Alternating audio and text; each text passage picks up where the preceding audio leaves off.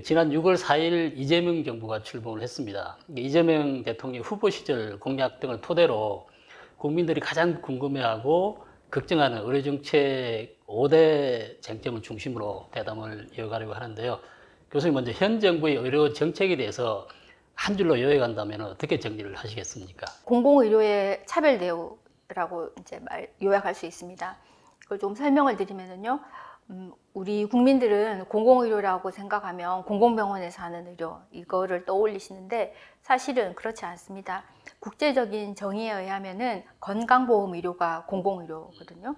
그런데 이재명 정권은 건강보험을 공공의료라고 제대로 정의하지 않고 공공병원 의료가 공공의료인 것처럼 이렇게 착각을 하고 있기 때문에 정책이 제대로 될 리가 없는 거죠. 공공의료의 정의가 잘못된 이 문제는 이재명 정권만 그런 게 아니라 DJ 정권 이후부터 복지부의 일관된 자세이기도 합니다. 그러면은 이제 이 차별한다는 건 어떤 의미이냐? 우리가 이제 아파서 진료를 받으러 갈 때는 그게 공공병원일 수도 있지만은 민간 의료기관이 훨씬 더 많잖아요. 우리나라는 공공병원 5% 정도밖에 안 되고 95%가 민간 설립이거든요. 그런데 민간 설립병원도 건강보험을 하고 공공병원도 건강보험을 하기 때문에 사실 우리나라에서는 이게 공공병원이냐 아니냐가 아무 의미가 없습니다. 그런데도 이재명 정권에서는 공공병원만 공공의료야 이렇게 하기 때문에 그 의료 정책의 주된 타겟이 5%밖에 안 되는 공공병원에 초점을 주고 있거든요. 그럼 그 나머지 95%는 뭐 제대로 이게 존중받지를 못하는 거죠. 그런 점에서 이게 차별 대우를 한다는 거고, 당연히 전체가 100%인데 전체를 보지 않고 나머지 그 중에 아주 일부에 불과한 5%가 마치 전체인 양 이렇게 정책을 하면 이게 잘 될 리가 없겠죠. 교수님, 지방에는 의사 부족 현상이 심각하다고 계속 전해지고 있는데요. 근데 이 문제를 해결하기 위해서 사실은 이제 공공병원 확장이 계속 거론이 되고 있고, 네. 이재명 대통령도 그렇게 강조를 했습니다. 네. 근데 지금 현재도 그 공공병원이 인력난하고 그다음에 재정난으로 계속 그 어려움을 겪고 있는데, 공공병원 확충만으로 지금 그 지방 의료 붕괴를 해결할 수 있겠습니까?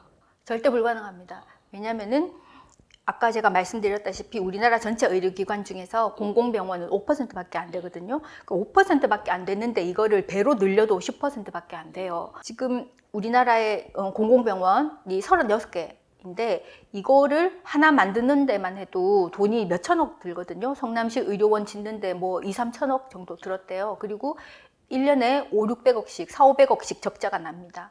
그러면은 이 32개를 만약 70개로 늘린다. 이거 엄청난 돈이 들지만 그렇게 해봐야 전체 의료기관 중에 10%도 안 되는 거예요. 그걸로는 우리 국민들의 의료 서비스를 다 충족시킬 수 없는 거죠. 그런 점에서 이재명 정권이 말하는 것 중에 틀린 게 일단 공공병원이 이게 무너져서 지방의료가 망한 게 아니다. 지방에 있는 민간병원이 지금 어렵기 때문에 지방의료가 사실상 붕괴되고 있다. 이게 이제 첫 번째 포인트이고요.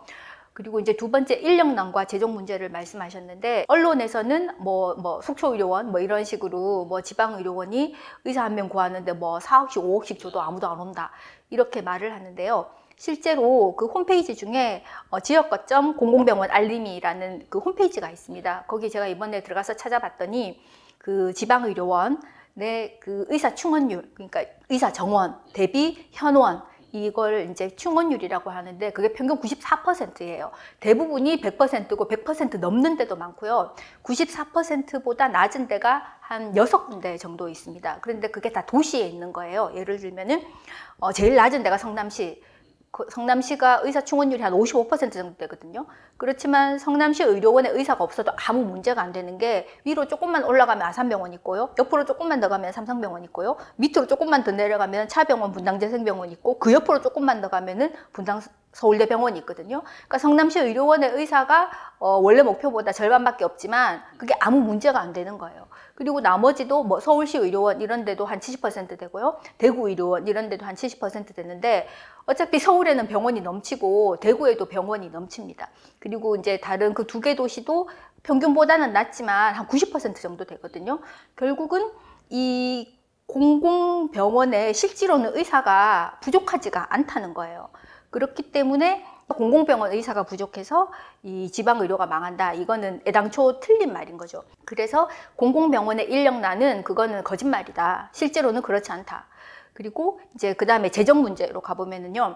의사가 모자라서 공공병원이 이게 적자를 보는 게 아니라 의사는 부족하지 않습니다.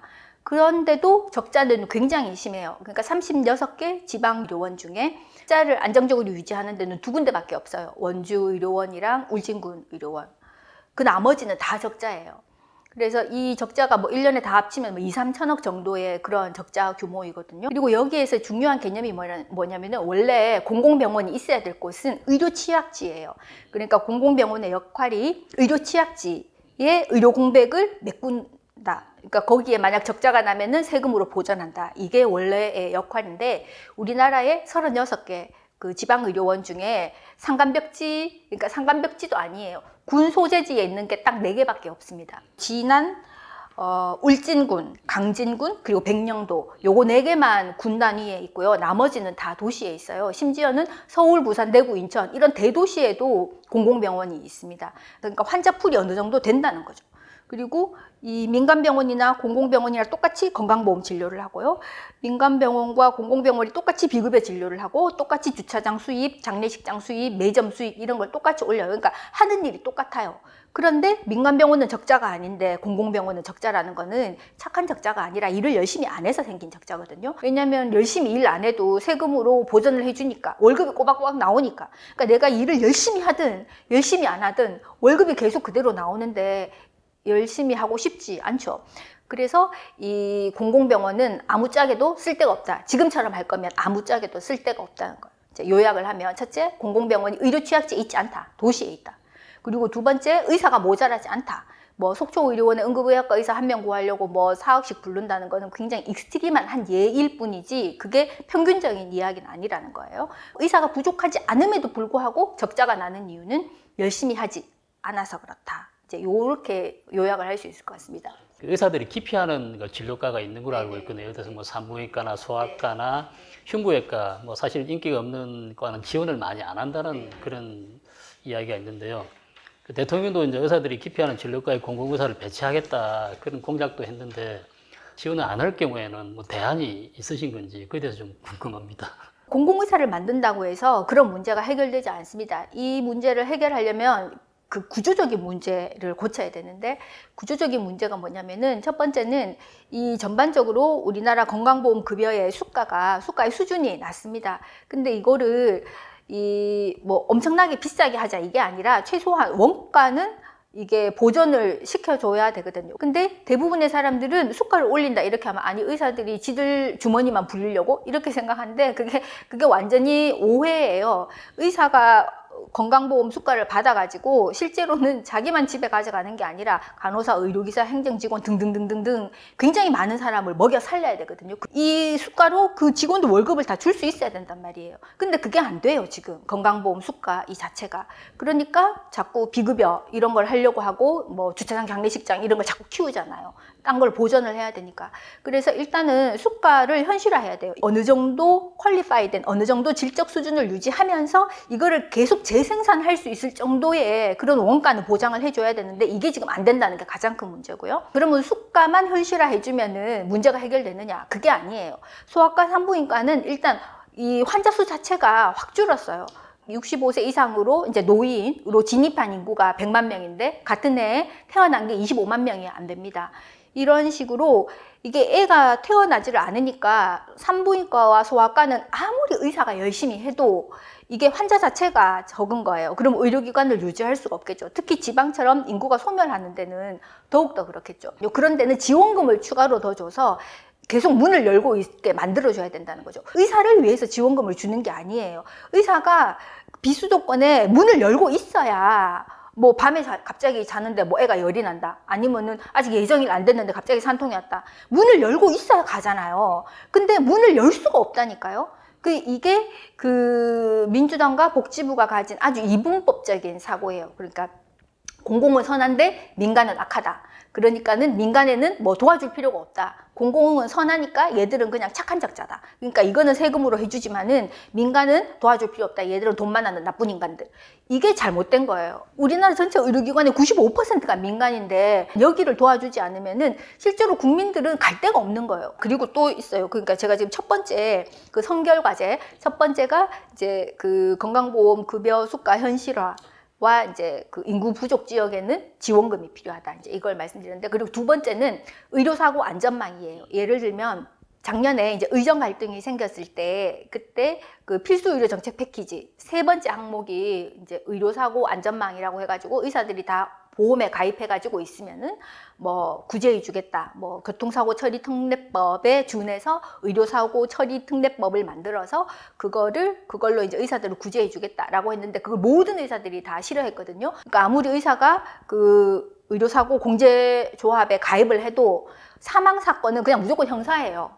그러니까 이거는 실질적인 도움이 하나도 안 되는 거죠. 그런 점에서 그 필수 의료 정책 패키지에 있는 의료사고 안전망은 이게 핵심이 아니었어요. 그 복지부가 그 의정 사태 때 만들었던 그 의료사고 처리 특례법은 교통사고 처리 특례법이랑 형태가 똑같은데 교통사고와 의료사고는 다르다는 거예요. 교통사고는 이게 뭐 과실이 뭐 쌍방과실이냐 뭐 몇 대 몇 이런 거는 있지만은 기본적으로는 가해자가 운전자예요. 그리고 길 가든 멀쩡한 사람을 친 거예요. 그런데 의료사고는 의사가 가해자가 아닙니다. 그리고 이미 병원에 올 때부터 위급한 상태로 온 거예요. 위중한 상태로. 길 가든 멀쩡한 건강한 사람이 아니라 병원에 올 때부터 위중한 상태로 왔고 그거를 최선을 다해서 살리려고 했으나 살리지 못한 거지 일부러 칼을 들고 죽인 게 아니거든요. 근데 이거를 똑같이 이 교통사고 특례에 준해서 의료사고 특례를 만드는 거는 이게 잘못된 거죠. 그러니까 살리지 못한 거는 안타까운 일이지 그게 형사 처벌을 해야 되는 감옥에 넣어야 되는 범죄는 아니거든요. 예를 들어서 우리나라 의료법에는 환자를 거부할 수 없게 되어 있어요.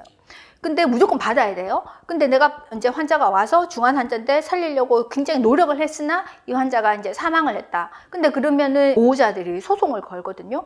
그러면 내가 환자를 피할 수 없는데 내가 살리는 건 기본이고 살리지 못하면 감옥을 가야 된다. 그러면은 의사들은 자기를 지킬 수 있는 게 그 행위를 하지 않는 방법밖에 없거든요. 그 수술을 받아야만 살 수 있는 많은 사람들은 살 기회조차가 없어지는 거죠.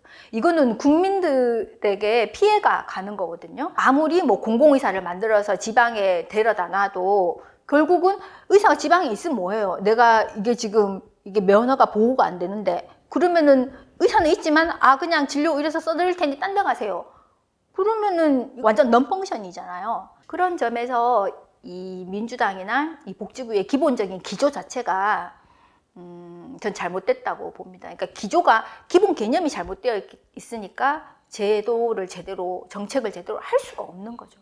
근데 사고 났을 때 제3의 기관에서 그 사고에 대한 조사를 하고 의사의 책임이 있는지 없는지에 대해서 판단하는 그런 게 있어요. 뭐 그런 의료사고 뭐 분쟁위원회 뭐 이런 것도 있고 뭐 바로 소송으로 가기도 하고 그런 거가 있는데 기본적으로 문제가 뭐냐면은 의사가 과실이 하나도 없어도 의사가 보상을 하게 되어 있어요. 옛날에도 애 낳다가 많이 죽었듯이 이게 건강한 산모도 불가항력적으로 사망을 할 수가 있어요. 근데 그런 일이 생겼을 때 이제 가족들은 너무나 억울하고 분통하잖아요. 그런 경우에 위로금은 줘야 됩니다. 그거는 이제 위로금은 보상이고요. 보상과 배상은 다른데 의사 과실이 없을 때는 보상, 위로금, 의사 과실이 있을 때는 손해배상 이제 이렇게인데요. 과실이 없어도 의사가 무조건 보상금을 주게 되어 있어요. 그러면 의사는 그런 일 한 번 당하면 안 하고 싶죠. 그래서 산부인과 선생님들이 분만 안 하는 거예요. 산부인과 의사가 없어서 안 하는 게 아니에요. 그러니까 전체 의사 수는 인구 대비 뭐 2.6명인가 해서 OECD 평균보다 낮지만은 전문의 숫자는 부족하지가 않거든요. 근데 그러면 왜 소아과 오픈런이 생기고 왜 분만 받을 병원이 없어가지고 딴 동네에 원정 출산을 해야 되냐? 소아과 전문의들이 소아 진료를 안 해요. 산부인과 전문의들이 분만을 안 받아요. 뭘 하고 있냐? 비만, 피부 미용 이런 걸 하고 있는 거예요. 그러니까 이분들이 현장으로 돌아갈 수 있게 이거를 해야 된다는 거죠. 그럼 어떻게 현장으로 돌아갈 거냐? 일단 내가 건강보험 환자를 열심히 보면은 굶어 죽지는 않게 해줘야 되고 직원도 월급 줄 수 있어야 되고 이게 그 수가 현실화와 인구 소멸 지역의 보조금이죠. 그리고 내가 최선을 다해서 치료를 했는데 이게 악결과가 생겼을 경우 내가 과실이 없으면은 보상금을 건강보험 재정에 일부러 따로 떼놨다가 보상금을 줘야 되고 만약 내가 과실이 있어도 일단은 환자에게 배상을 건강보험공단에 건강보험 재정으로 하고 그 다음에 의사가 잘못이 있는지를 따져서 그래 너가 잘못을 했구나 그러면은 일단 건강보험 재정으로 환자 보호자에게 지금 배상을 했는데 이 돈을 네가 물어내. 그걸 이제 구상권을 청구한다고 하는 거죠. 그런 식으로 해결을 해야 되는 거예요. 의사가 신이 아닌 이상 뭐 실수를 할 수도 있잖아요. 그래서 뭐 한두 번 정도는 봐줄 수 있지만 이 의사는 어떻게 수술하는 척 환자가 죽네? 그럼 의사 못하게 해야죠. 그런 장치가 지금 우리는 없어요.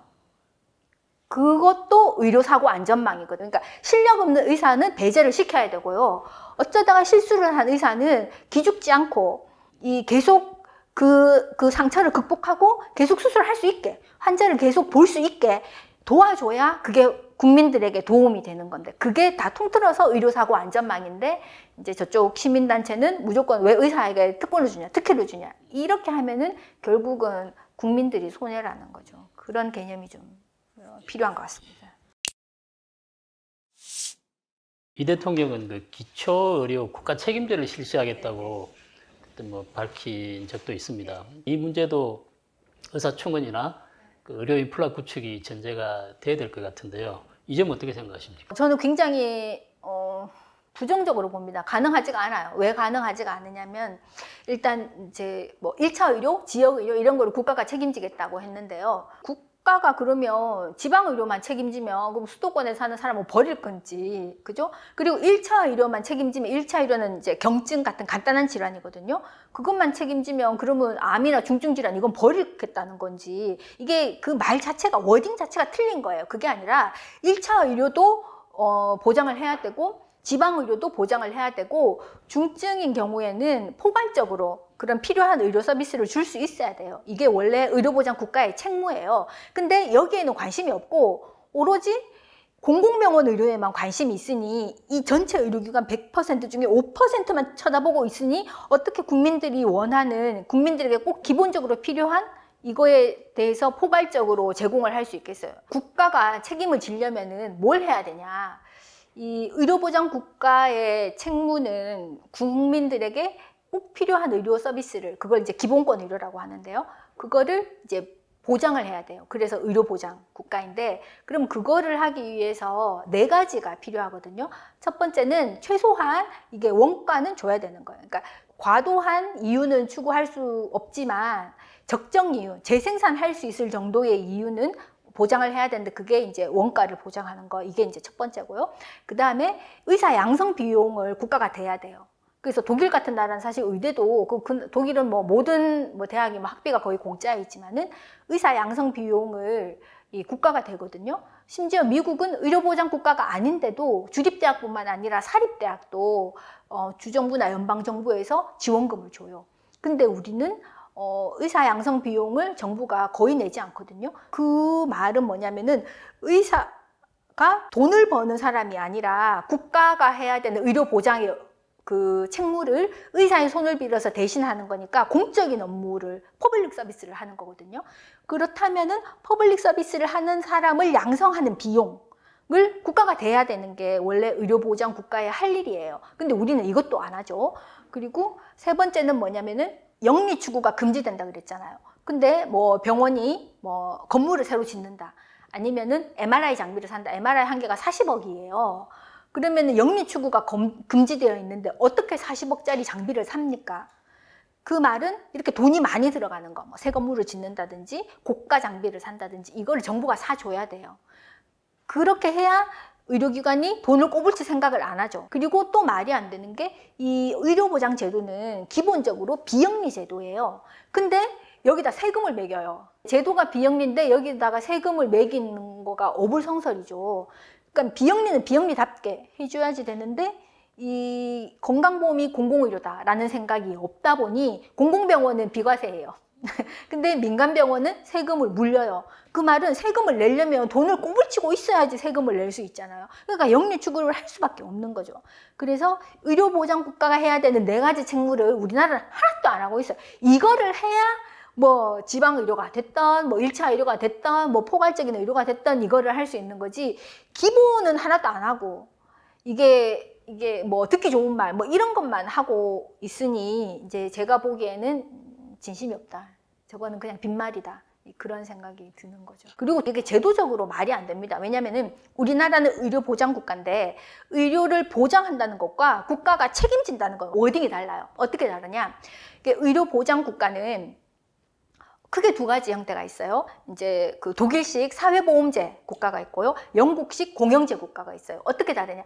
이게 사회보험제 국가는 우리나라처럼 건강보험료를 내요. 이게 메인 주된 재정이에요. 근데 영국 같은 이제 공영제 국가는 소위 무상의료죠. 거기는 이미 세금으로 다 냈기 때문에 따로 별로 돈을 안 내요. 그래서 이제 뭐 무상의료라고 하는데, 국가가 책임을 진다는 것은요, 이거는 영국식 공영제 무상의료를 하겠다는 거거든요. 우리는 지금 어차피 사회보험제를 하고 있어요.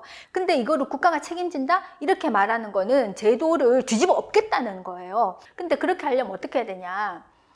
이 우리나라 의료기관 중에 공공병원은 5%밖에 안 된다 그랬잖아. 나머지 95%가 민간병원이에요. 민간병원을 국가가 다 사야 돼요. 왜냐하면 영국은 모든 병원이 국가 소유예요. 뭐 물론 이제 국가 소유가 아닌 영리병원 있지만 그 정말 얼마 안 되고 거의 대부분 국가 소유인데, 지금 의료기관 100개 중에 이게 공공은 5개밖에 안 되고 95개가 민간 소유인데 그거를 돈으로 다 산다?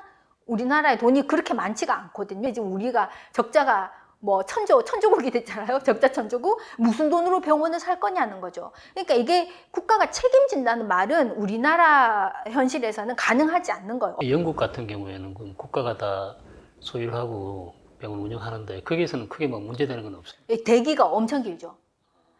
그 영국의 문제는 뭐냐면은요, 영국 국적자가 아니어도 외국인도, 우리나라 사람도 영국에 가면 무상의료를 받아요. 근데 문제는 뭐냐? 영국이나 스웨덴이나 뭐 독일도 그런데요, 이 무슬림들이 대거 이민 간데 이런 경우에는 그 사람들도 건강보험료를 안 되면서 혜택을 받잖아요. 근데 그 사람들을 똑같이 평등하게 대하기 때문에 어떤 일이 벌어지냐? 자국민이 역차별을 받는 거예요.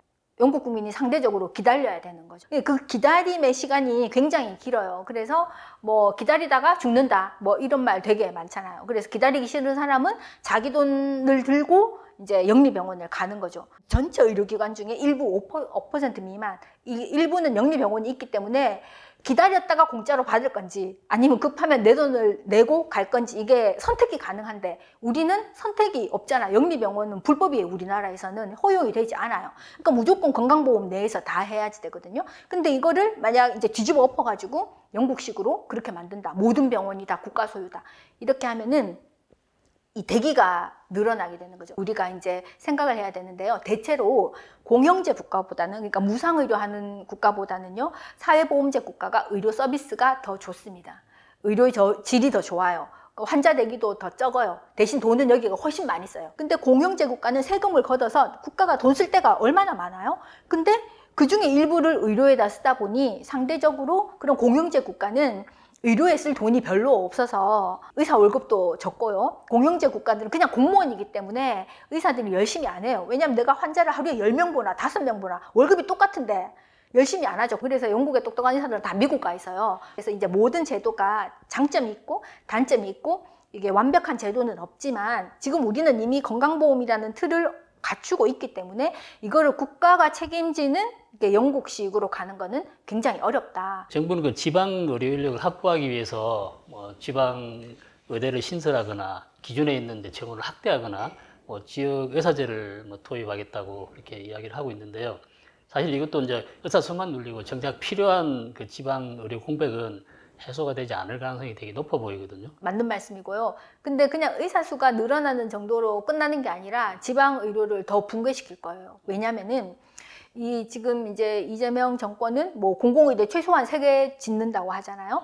근데 이제 공공의대와 지역의사제가 거의 묶여 있어요. 왜냐면은 그 정원에 최소한 60%, 뭐 가능하면 한 80% 정도까지 지역의사 선발을 하라고 되어 있기 때문에, 그러면은 이제 그 공공의대와 그 지역의사는 기본적으로 학비가 무료예요. 대신 지역에서 10년을 있어라, 이제 이렇게 하는 거잖아요. 근데 이게 왜 지역의료를 더 망하게 하냐? 얼핏 생각하면 그 10년은 지역에 있는 거 아니냐, 10년은 붙어 있겠지, 이렇게 생각을 하는데 그 10년에는 수련기관이 포함돼요. 전공의 수련기관, 인턴 레지던트 그 기간이 이제 포함되고 10년 중에 2.5년을 이제 인정을 해주는 거예요. 그리고 경력 개발 이렇게 해가지고 뭐 서울의 큰 병원에 가서 뭐 펠로우를 한다, 한 2년 한다, 이것도 인정해줘요. 그럼 10년 중에 벌써 절반 날아갔어요. 그 나머지 5년이 남는데 예를 들어서 뭐 지금 첫 번째로 생길 가능성이 높은 데가 국립 목포 공공의대거든요. 10년 중에 남은 5년을 목포에 있을 거냐? 그게 아니에요.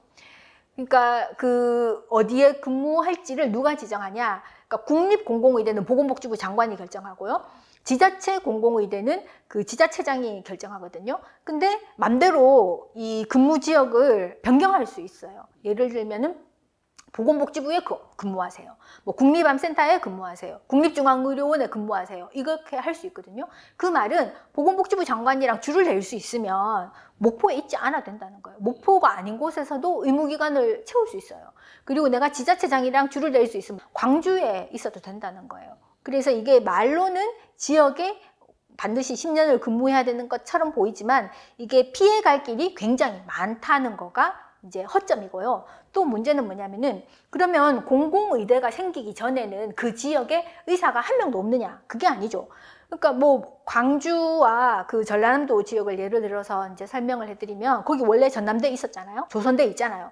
그러면 조선대와 전남대 졸업생이 모두 다 수도권으로 갔냐? 그게 아니에요. 절반 이상은 그 지역에 남아있어요. 광주, 전라남도에 쫙 퍼져가지고 의료 행위를 하고 있거든요.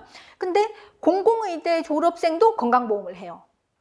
그리고 전남대 졸업생, 조선대 졸업생도 건강보험을 해요. 그러니까 공공의대 출신, 조선대 출신, 전남대 출신 이 세 명이 뭐 순천의료원에서 근무를 한다고 합시다. 그러면은 이 전남대 출신과 조선대 출신은 그냥 순천의료원에서 주는 월급이 그게 다예요.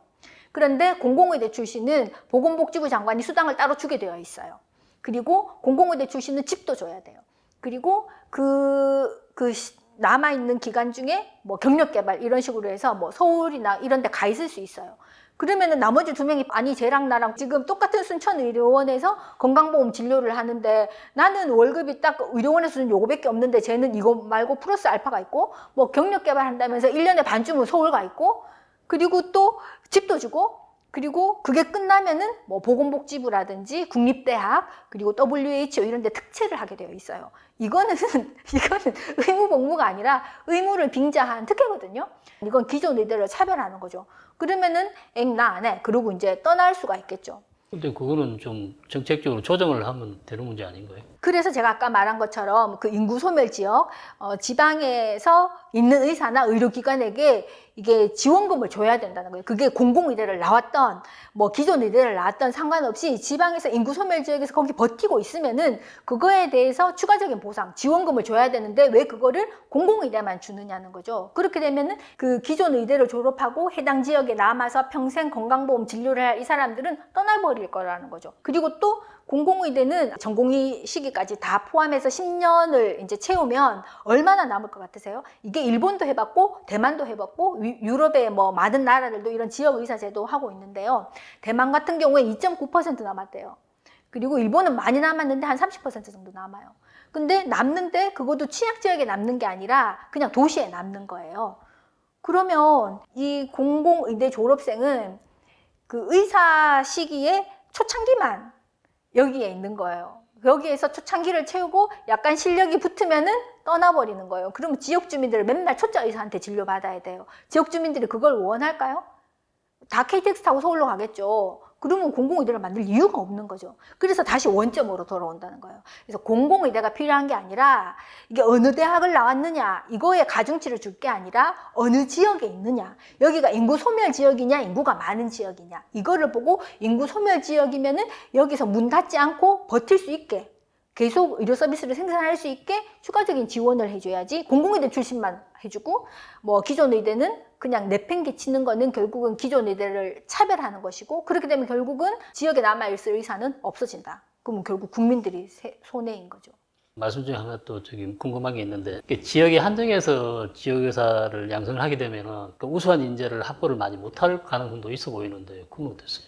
지금 그 민주당이 하려는 법에 의하면은 지역 인재 선발 기준이 그 해당 지역에서 고등학교 3년만 있으면 되거든요.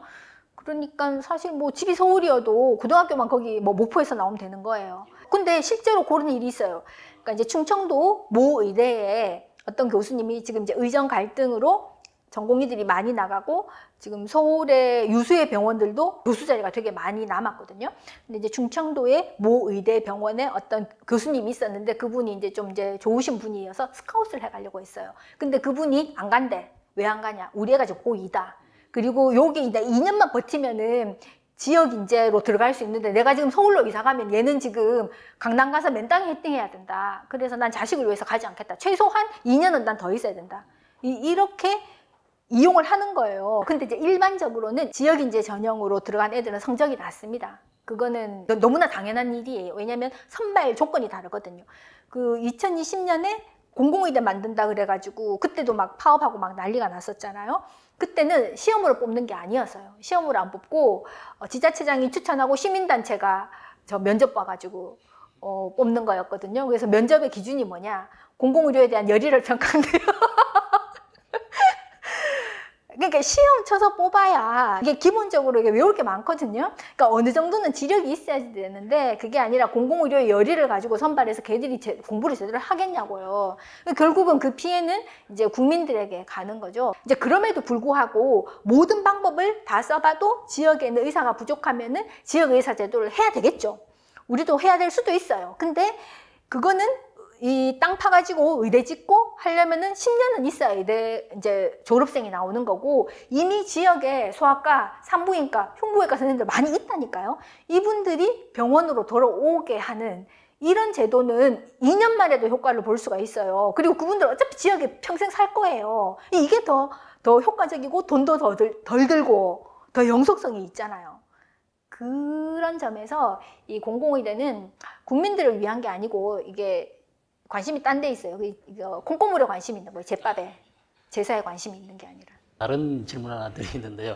그 이 대통령이 그 지역 그 보건의료의 주민 참여형 어웨어네스를 뭐 제안을 했다고 그러는데요. 네. 사실 여러 분야가 전문성이 되게 요구되는 그런 분야인데 주민 참여형 그 어웨어네스가 효과적으로 운영이 될 수 있을 것 같습니까? 없죠. 예를 들면은 이제 우리가 주민 참여형을 한다는 게 이제 민주적인 방식으로 하자 이거잖아요. 근데 주민 참여나 민주주의를 해도 되는 영역이 있고요. 그렇지 않은 영역이 있어요. 의료는 대표적으로 전문성이 필요한 영역이에요. 예를 들면 수술을 한다고 합시다. 그러면은 집도의가 있죠. 그러니까 보통 이제 수술실에 들어가면요. 집도의가 있고 1보조, 2보조, 3보조가 있고요. 스크럽 간호사가 있고요. 이 스크럽 간호사를 도와주는 이 또 보조 간호사가 있어요. 이제 서큘레이팅 널스라고 해서 6명에다가 마취과 의사, 마취과 간호사 이렇게 8명이 한 세트거든요. 근데 예를 들어서 수술을 하는데 피가 났다고 합시다. 그러면 빨리 이 집도의가 결정을 그 순간에 내려야죠. 빨리 피를 먹게 해야 되잖아요. 근데 거기에서 민주주의적으로 지금 피가 났는데 이거 피를 막을까요 말까요? 다 같이 뭐 다수결로 합시다. 이런 환자 죽는 거예요. 그래서 이 의료의 영역에서는 이 집도의의 그 결정, 이거는 전문성이죠. 그리고 그 전문성을 따르는 거는 이게 전공의나 간호사가 계급이 낮아서가 아니라 위계인 거예요. 질서. 이 위계와 질서가 없으면 환자가 죽어요. 그래서 이 의료에는 그런 민주주의 하면 안 되거든요. 근데 이 주민 참여형을 하겠다. 이 말은 뭐냐면은 인민민주주의를 하겠다는 거예요. 근데 그렇게 해도 돼요. 사회주의 국가에서는. 왜냐하면 사회주의 국가에서는 사람이 그냥 부품이나 뭐 이런 인간의 생명이 존귀하지 않아요. 그러니까는 그냥 뭐 주민 참여형 해가지고 죽든지 말든지 상관이 없는 거죠. 그런데 이 사람의 생명이 소중하다면 전문가를 존중해야지 되는 거예요. 이건 질서예요. 위계. 이 의료에서는 위계가 반드시 필요합니다. 근데 이거를 뭐 집도의도 평등하게 한 표, 간호사도 평등하게 한 표, 수술실 청소하는 아줌마도 평등하게 한 표, 이렇게 하면 환자 죽는 거죠. 이런 거를 좀 생각을 해주셨으면 좋겠어요. 그러니까 민주주의가 통하는 영역이 있고 이게 앱솔루트하게 전문성의 의지를 해야 되는 이런 영역이 있다. 교수님, 그 신정부는 건강보험 보장을 확대하겠다고 하는데요. 그 보장을 확대하게 되면은 시민들이 의료보험비 아니면 그 의료 지출 비용이 줄어들게 될까요? 원래는 그렇습니다. 그러니까 원칙적으로는 보장성, 건강보험 보장성을 확대하면 의료비 부담이 줄어들죠. 근데 우리나라에서는 그렇게 되지 않아요. 이 의료보장제도가 비용 부담을 줄여주는 대신 선택의 자유를 제한해요. 이게 국룰이거든요. 국룰? 예를 들면은 유럽의 그 아주 의료보장 제도를 잘 운영하고 있는 그런 나라도 7, 30, 30, 90 이런 법칙이 있어요. 그건 뭐냐면 7, 내가 어떤 의학적인 문제가 생겼을 때 일주일 7일 내에 의사를 만난다. 1차 의사를 만나고 나면은 30일 이내에는 전문의를 만날 수 있게 한다. 그리고 전문의 진료를 받으면은 30일 이내에는 어떤 치료에 들어가야 된다. 최종적으로 90일 이내에는 이게 해결이 돼야 된다. 이런 식으로 7, 30, 30, 90 이런 법칙이 있거든요. 내가 월급이 300만 원이면은 300만 원에 맞춰서 살아야 되는 거잖아. 그런 것처럼 이 건강보험 제도는 건강보험이 쓸 수 있는 재원이 정해져 있어요. 우리가 낸 보험료. 그리고 거기에 약간의 정부 지원금. 이게 그냥 연초에 정해져 있는 돈이에요. 그러면 이거를 이제 알차게 써야 되는 거죠. 그 말은 환자가 원한다고 해서 의료 서비스를 다 해주면 안 되고, 그럼 이제 이게 재정이 감당을 못 하는 거예요. 그럼 어떻게 할 거냐? 방법은 기본적으로 의료 이용을 관리해야 돼요. 그러니까 꼭 필요한 곳에만 의료 서비스를 제공을 해야 되는데 그걸 누가 판단하느냐? 의사가 판단해야 되거든요. 이 사람에게 지금 꼭 당장 필요하다. 아니면 이거는 지금 당장은 아니고 해보고 나중에 해도 된다. 뭐 이런 식으로 그 필요한 여부 그리고 우선순위를 결정을 해야 돼요. 그렇게 해야 보장성이 올라가는 거죠. 그리고 보장성이 올라가야 이게 의료비 부담이 줄어드는 건데 우리는 처음에 잘못된 거예요. 그 다음에 또 문제가 뭐냐? 우리 국민들은 이제 이렇게 말씀드리면 좀 기분 나쁠 수도 있는데, 아니, 낸 거에 비해서 너무 많은 걸 원해요. 이 우리나라 국민들이 원하는 의료보장 수준이 73%거든요. 근데 OECD 평균이 73%예요. 근데 지금 우리 수준은 61% 정도거든요. 이걸 OECD 평균으로 올리자, 보장성을 강화하자. 이게 이제 문재인 케어였는데 실패했죠. 왜냐면은 그거를 일률적으로 보장성을 강화하려면 돈이 엄청 많이 필요한데 건강보험료는 조금밖에 안 올렸거든요. 그러니까 돈이 택도 없는 거죠. 또 문제가 뭐냐면 이게 사회보험제 국가 중에 우리나라가 보험료를 거의 바닥이에요. 우리가 지금 법적으로 8%를 넘지 못하게 되어 있고 지금 한 7.1% 정도 되거든요. 근데 일본만 해도 일본이랑 우리가 제도가 같아요. 거기만 해도 10%예요. 건강보험료율이. 그리고 유럽의 국가들은 14%가 보통이고요. 16%, 18% 이렇게 내요. 그러니까 내는 돈은 OECD 평균보다 훨씬 더 밑인데 이게 OECD 평균을 원하면 이건 좀 양심이 없는 거죠. 근데 그게 아주 불가능하진 않아요. 선택적으로 우리가 정말 꼭 필요한 데만 쓰겠다. 뭐 경증 이런 거는 그냥 네 돈으로 해. 근데 중증이 생기면은 부담을 없게 해주겠어. 이거는 가능해요. 그러니까 돈 많이 들어가는 거는 부담을 없애주고 그냥 뭐 별로 중요하지 않은 병 이런 거는 개인이 그냥 알아서 하게 이런 식으로 교통정리가 되어야지 적은 돈으로 알차게 쓸 수 있는데 우리는 돈도 적게 내면서 교통정리를 안 해. 왜냐? 표가 떨어지니까. 이걸 그대로 두고 건강보험 보장성을 올리겠다? 이거는 국민들을 기만하는 거고 거짓말. 의료 보장은 늘리고 보험료는 인상하지 않겠다. 되게 이상적이긴 한데 경우에 따라서는 그 젊은 세대한테 그렇죠. 부담이 증가될 가능성이 있는데 그 점에 대해서는 어떻게 생각하십니까? 기본적으로 보장률을 올리는데 건강보험료율은 올리지 않겠습니다. 이렇게 말하는 거는 거짓말이에요. 현실에서 증세 없는 복지는 없다. 이렇게 생각을 하시면 돼요. 젊은 세대에게 부담이 전가된다. 이거는 사실 건강보험이 아주 솔직하게 말하면은 젊은 사람이 노인의 그 의료비를 대신 내주는 제도예요. 이게 이제 세대 간 재분배라고 하는데 이게 원래 그렇게 디자인되어 있어요. 이 공동체의 구성원 중에는 건강보험료를 똑같이 내지만 아픈 사람도 있고 안 아픈 사람도 있잖아요. 젊고 건강하면서 일을 하는 세대가 계속 보험료를 내줘야 이게 노인들이 이거를 이제 좀 안심하고 쓸 수 있는데 지금 우리는 청년 세대는 쪼그라드는데 노인 세대는 급격하게 늘어나잖아요. 그래서 우리가 대한민국이라는 공동체를 유지하기 위해서는 모든 세대가 조금씩 양보를 해야지 되는데 아무도 양보를 안 하려고 하면 결국은 이런 의료보장제도가 무너질 수밖에 없는 거죠. 여기에서 근데 이제 중요한 개념이 있는데요. 병원을 왜 가세요? 건강해지려고 가는 거잖아요. 근데 이 의료 이용도와 건강 수준이 비례하지 않아요. 안 아파도 간다는 얘기인가요? 의료 이용을 많이 한다고 해서 건강해지는 게 아니라는 거죠. 개인의 건강 수준을 결정하는 거는 50% 이상이 개인의 건강한 생활 습관이에요. 이게 50%고요. 그 다음에 한 20%가 유전적 요인. 뭐 내가 아무리 건강하고 싶지만 이 집안은 대대로 당뇨병 유전자를 가졌다. 그럼 뭐 개인이 용을 써도 안 되는 거예요. 나머지 20%는 사회적 요인. 나는 건강하고 싶은데 환경오염, 공기오염 이런 걸 전혀 관리를 안 해가지고 물은 다 폐수고 이건 개인의 노력으로 할 수 없는 거거든요. 이게 한 20%예요. 그리고 의료제도는 10%밖에 안 돼요. 건강 수준을 결정하는 데 있어서. 근데 우리는 이 10%에 불과한 이 의료제도에 돈을 막 때려 넣고 있잖아요. 건강보험이 쓰는 돈이 100조가 넘어요. 근데 우리 정부 1년 예산이 600조 정도예요. 최근 우리나라 의료비가 기하급수적으로 수직 상승했거든요. 전 세계에서 의료비 증가 속도가 가장 빨라요. 그러면 우리 국민들의 건강 수준이 그만큼 증가했냐? 아니에요. 기대 수명이 있고 건강 수명이 있어요. 우리나라 기대 수명이 지금 83세 정도 되거든요. 남자는 한 80세, 여자는 한 86세. 그 중에서 건강 수명은 한 70세 정도밖에 안 돼요. 이 13년의 갭이 있다는 거는 인생의 마지막 10년은 그냥 누워서 지낸다는 거예요. 우리가 이렇게 의료비를 많이 썼는데도 불구하고 건강 수준은 제자리예요. 이 말은 뭐냐? 우리 이때까지 헛돈을 썼다는 거예요.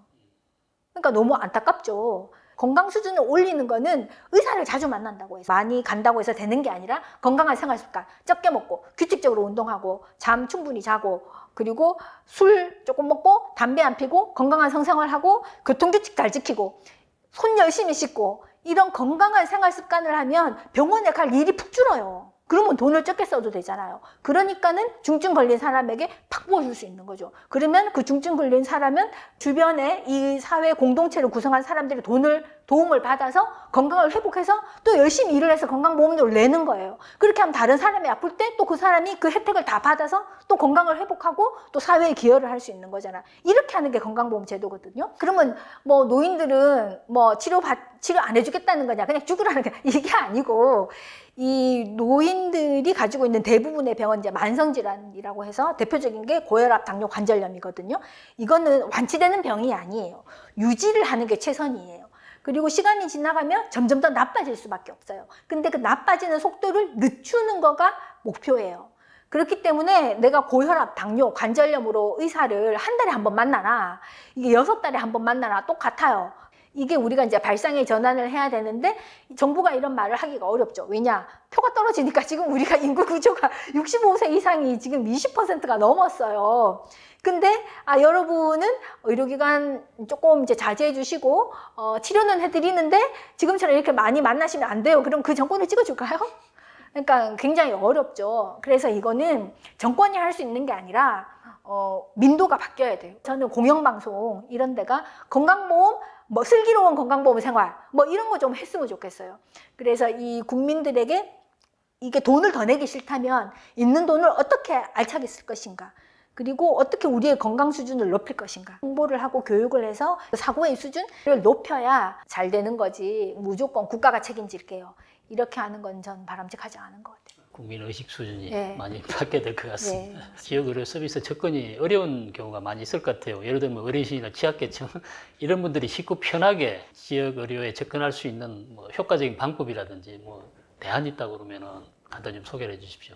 그건 완전히 오해예요. 우리나라 사람들은 시골에 있는 노인들은 의료 서비스 접근성이 낮다. 그리고 취약계층은 의료 서비스를 누리지 못한다. 이렇게 생각하고 있는데 그거는 100% 오해입니다. 일단 우리나라는 도시와 농촌 간의 의사 밀도의 차이가 전 세계에서 두 번째로 적은 나라예요. 일본이 제일 적고요. 그 다음이 우리예요.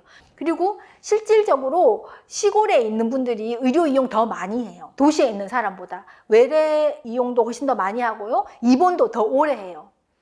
그리고 또 우리는 권역을 없앴어요. 1998년에. KTX만 타면 2시간 안에 서울에 도달한다. 이렇기 때문에 이 시골 지역의 의료 접근성이 낮다고 하는 건 그거는 오해예요. 오해. 우리나라처럼 의료 접근성이 높은 나라는 전 세계에서 없습니다. 없어요. 이거는 해외 생활을 해보신 분은 바로 아실 거예요. 그리고 두 번째, 취약계층이 의료 접근성에 문제가 있냐, 의사를 못 만나냐, 그것도 진실이 아니에요. 일단 우리나라 전체 인구 중에 의료급여 수급자, 그러니까 병원을 가는데 본인 부담금 빵, 건강보험료 면제 이런 분들이 전체 인구의 2.5%입니다. 3%가 안 돼요. 근데 이분들이 1년 동안 쓰는 의료비가 10조예요. 근데 같은 기간에 우리나라 국민 전체 5천만 명이 70조를 쓸 때 2.5%가 10조를 쓴다고요. 얼마나 많이 쓰는 거예요. 그리고 의료급여 수급자 한 명이 연간 쓰는 의료비 평균이 640만 원이에요. 근데 일반 국민 한 명이 쓰는 게 1년에 140만 원이에요. 그러면 물론 이제 의료급여 수급자는 상대적으로 이제 나이도 많고 질병이 있을 가능성이 높죠. 그렇지만은 4배 이상 돈을 많이 쓸 만큼 그렇게 많이 아픈 거는 아니잖아요. 그렇기 때문에 그분들을 치료를 안 해주겠다가 아니라 충분하다. 지금 접근성이 전 세계 최고라니까요. 취약계층도 전 세계 최고입니다. 아쉬운 점은 건강보험을 이용하는 모든 사람들이 내가 내는 돈은 전체 의료 서비스 비용의 일부예요. 본인 부담금이. 그럼 다른 사람이 대신 내준다는 거예요. 거기에서 감사함을 가져야 되는데 감사함이 1도 없어요. 일부겠지만 너무 과하다. 너무 많은 걸 원한다. 너무 도덕적 해이가 심하다. 이거는 우리가 까놓고 이야기를 해야 되는 거예요. 저는 그렇게 생각합니다. 정부는 그 실손보험을 제한하고 건강보험 중심으로 전환하겠다고 그렇게 하는데요. 현재 사실 우리 건강보험 보장 수준이 낮아서 많은 국민들은 실손보험으로 그걸 대체를 하고 있는 그런 상황인 것 같은데 대안이 있습니까? 대안은 있죠. 그러니까 이게 결국은 돈의 문제인데요. 우리나라 국민들이 평균 내는 건강보험료가 12만 원. 뭐 이게 2022년인가 이제 그쯤 통계돼요. 월 12만 원. 그렇죠. 월 평균 12만 원. 근데 뭐 실손보험, 암보험 뭐 이런 거 있잖아. 의료 관련되는 이런 민간보험을 한 달에 평균 얼마 내는지 아세요? 26만 원. 이게 실손보험이 있으면은 건강보험 보장성이 올라갈 수가 없어요. 왜냐면은 이제 정부가 뭐 건강보험 보장성을 올리겠습니다라고 할 때 이 보장성의 공식을 우리가 좀 알아야 될 필요가 있는데요. 이게 분모가 모든 의료비예요. 그러니까 건강보험이 낸 의료비, 급여 진료비죠. 그리고 급여의 본인 부담금, 그리고 비급여. 이게 실손보험이잖아요. 그러니까 건강보험 급여 더하기 본인 부담금 더하기 비급여. 이게 분모고요. 그중에 건강보험 급여가 얼마냐. 이게 보장률이거든요. 근데 실손보험을 많이 이용하면 비급여가 많아지잖아요. 분모가 커져요. 그러면은 이게 분자가 가만히 있어도 보장률은 떨어지는 거죠. 그러니까 우리나라 국민들이 실손보험이나 암보험 이런 데 많이 가입해가지고 돈을 많이 쓸수록 건강보험 보장률은 뚝뚝뚝뚝뚝 떨어지는 거예요. 그러면 사실 우리나라 같은 경우에는 단일보험제이기 때문에 건강보험 한 개밖에 없잖아요. 이런 나라에서는 실손보험을 도입하면 안 됩니다. 근데 이 보통 국민들은 이게 모순이라는 걸 인지를 못해요. 왜냐면 이 말은 좋아 보이잖아요. 건강보험 보장성을 올려드리겠습니다. 돈은 더 안 걷겠습니다. 비급여가 부담되시죠? 그러니까 실손보험도 만들어 드릴게요. 애시당초 비급여 중에 효과가 있고 안전한 거는 급여로 넣어야 되는 거예요. 근데 돈 아깝다고 안 넣었어요. 근데 이제 점점점 의료기술이 발전하고 우리나라 사람들이 점점점 더 많이 살게 되니까 비급여를 찾게 된 거죠. 근데 그걸 다 풀어줬어요. 그러다 보니까 비급여가 국민들에게 부담이 되네? 이러면서 실손보험을 또 도입한 거예요. 애시당초 실손보험 설계가 잘못됐어요. 그러니까 이 비급여만 보상을 해야지 건강보험 급여의 본인 부담금을 지금 보상해주게 되어 있잖아요. 이런 거는 도입을 하면 안 돼요. 왜 이렇게 됐냐? 결국 건강보험이 공공의료인데 이 개념이 없는 거예요. 설계가 잘못한 거는 실손보험 회사가 책임을 져야죠. 근데 이것들이 복지부에 계속 로비해가지고 해준 게 필수의료 정책 패키지 4번이에요. 그러면 복지부를 뭐 넣냐? 복지부 관료들이 다 보험회사에 가잖아요. 고문으로. 진짜 카르텔이 그거예요. 그 실손보험 회사, 보건복지부, 그리고 특정 외과대학의 의료정책, 의료관리학 교실. 그게 진짜 찐 카르텔이거든요. 건강보험 때문에 비용 부담이 안 그래도 없는데 그 얼마 안 되는 비용 부담 이것마저도 실손보험이 커버해주면 병원을 가는 거에 대해서 하나도 부담이 안 되는 거예요. 그러니까 분모에서 계속 커지는데 어떻게 보장성이 강화가 될 수가 없죠. 점점점 떨어질 수밖에 없는 거죠. 이런 비정합성이 문제입니다. 첨단 의료 기술은 계속 발달하고 있고 고가 신약이 계속 확산되면서 의료비 지출이 계속 늘고 있다고 그러는데요. 기존 건강보험 적용 기준과 방식이 아마 달라져야 될 것 같은데 어떻게 이 재설정을 해야 된다고 생각하십니까? 그러니까 이제 제도 자체는 어느 정도 되어 있어요. 제도는 있는데 제대로 안 하는 게 문제인 거예요. 예를 들면 이런 거예요. 효과성이나 안전성이 제대로 입증이 안 돼도 그냥 이게 퇴출되지 않고 계속 비급여로 남아 있는 거예요. 그러니까 비급여가 정리가 안 되고 계속 늘어나요. 쌓여가는. 네, 점점 늘어나서 복지부가 도대체 비급여가 몇 개인지를 파악을 못 한대요. 그 정도로 많은 거예요. 그러니까 이게 문제인 거죠. 또 두 번째 문제는 뭐냐면 비급여가 들어올 때 우리는 비급여의 가격을 의료기관이 마음대로 책정하거든요. 그래서 예를 들어서 이제 지금은 MRI가 급여화가 됐지만은 그전에는 병원마다 MRI 그 가격이 다 달랐어요. 근데 이제 일본 같은 경우에는 비급여를 한정적으로 허용을 하고 비급여 가격을 정부가 책정을 하는 거예요. 그러니까는 이제 비급여를 통해서 뭐 영리를 추구한다든지 비급여를 과도하게 많이 한다든지 이게 제한이 되는 거죠. 근데 이제 우리는 그렇게 하지 않았는데 그게 왜 그러냐.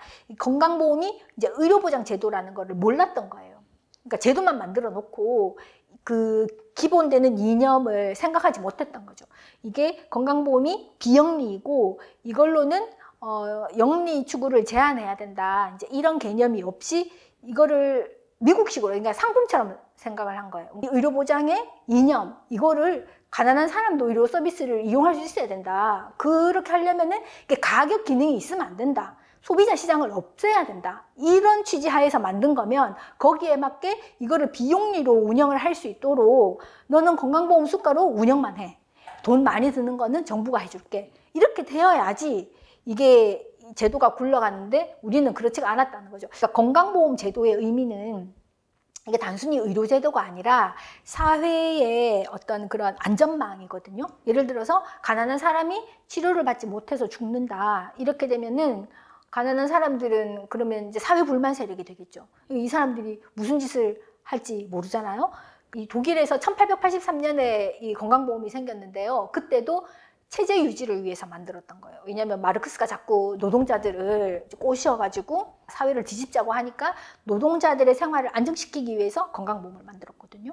우리도 1977년에 돈도 없는데 GDP $1000밖에 안 되는 나라가 의료보험을 도입을 했어야만 됐던 이유 중에 하나가 사회의 이런 그 체제 유지를 위해서였어요. 그러니까 우리가 쭉 성장을 하는데 이거를 좀 국민들에게 나누자.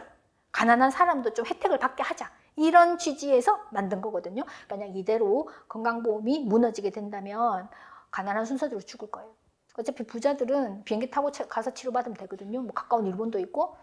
그러니까 이제는 우리가 적게 돈 냈는데 이만큼 따라왔으니 이제 전열을 가다듬어서 이제 새 출발을 해야 되는데 그게 아니게 된 게 이제 안타깝다는 거죠. 근데 이제 새로운 정권은 이거를 이 환골탈태를 시킬 수 있을까? 전 그렇지 않을 것 같아서 걱정이에요. 교수님께서는 그 지금의 건강보험 제도가 어떤 위기에 처해 있다라고 말씀하셨는데 지금 가장 시급하게 개선을 해야 될 부분은 어떤 부분이라고 생각을 하십니까? 가장 시급한 거는 의료 이용 행태를 바꾸는 거예요. 어떻게 의료 이용 행태를 바꿀 거냐? 아까 제가 말씀드렸다시피 의사가 몇 명이냐? 의료기관이 내 집 앞에 있냐? 이거는 우리나라 국민들의 건강 수준을 결정하는 데 10%밖에 차지 안 해요. 가장 중요한 거는 생활 습관이에요. 생활 습관은 내가 맘만 먹으면은 바꿀 수 있는 거거든요. 그래서 이 건강한 생활 습관을 장착하도록 국민들을 교육하고 계몽하고 홍보해야 된다. 그런 식으로 의료의 어떤 그런 필요도를 줄인 다음에 꼭 필요한 사람에게 비용 부담 없이 이거를 제공해야 된다. 그렇게 하면 사실 이제 의료비 증가 속도도 어느 정도 이제 조정을 할 수 있고 그 청년 세대가 부담해야 되는 그런 의료비 부담 이런 것도 어느 정도는 이제 해결이 되는 거죠. 그래서 이게 방법이 없는 것은 아닌데 쉽지는 않아요. 그렇지만 저는 우리나라 국민들의 장점 중에 하나는 그래도 어느 정도는 지력이 된다고 생각하거든요. 그러니까 우리가 이런 상태인데 이거를 고치지 않으면 다 죽는다. 이런 거를 이게 차곡차곡 설명하면 따라올 것 같아요. 왜냐하면 우리나라 국민들의 특징이 이 열정이 있거든요. 열의가 있는 나라예요. 어느 나라가 뭐 유조선 침몰됐다고 온 국민이 거기 가가지고 기름 닦고 이런 나라 없거든요. 그리고 뭐 대구에 코로나 환자 폭발했다고 자기 병원 문 닫았고 의사 간호사들이 거기 가가지고 밤새도록 환자 진료하고 이런 나라는 없습니다. 우리가 절로 가야 돼. 이것만 지표를 찍어주면 정말 일사불란하게 움직이는 이런 특징이 있어요. 전 이게 정말 이게 굉장히 유니크한 우리나라 국민들만의 어떤 특징이라고 생각되거든요. 그래서 좋은 지도자가 있으면 방향을 잘 찍어주면 정말 이거를 바꿀 수 있는데 국민들을 설득을 시켜서. 근데 이제 그런 지도자가 없다는 게 슬픈데 언젠가 나타나지 않을까 싶습니다. 교수님 끝으로 이재명 정부가 나아가야 될 의료복지 정책에 대해서 조언을 하신다 그러면은 어떻게 조언을 하시겠습니까? 이거는 좀 어려운 질문인데요. 지금 이제 의료제도는 사실 2000년에 너무 삽질을 많이 해가지고 도저히 지속 가능하지 않게 됐어요. 그거를 한 세대는 버텼지만 더 이상 버틸 수 없기 때문에 이건 망할 수밖에 없거든요. 근데 이 새로 들어온 이재명 정권이 유지시킬 수 있을까? 그게 딜레마입니다. 교수님 그 긴 시간 뭐 이재명 정부 들어서 여러 가지 그 의료 정책이라든지 국민들이 궁금해하는 부분에서 막 속 시원하게 답변을 해주셨는데요. 다음 시간에 다른 또 그 의제가 있으면 다시 모시도록 하겠습니다. 감사합니다. 네, 불러주셔서 감사합니다.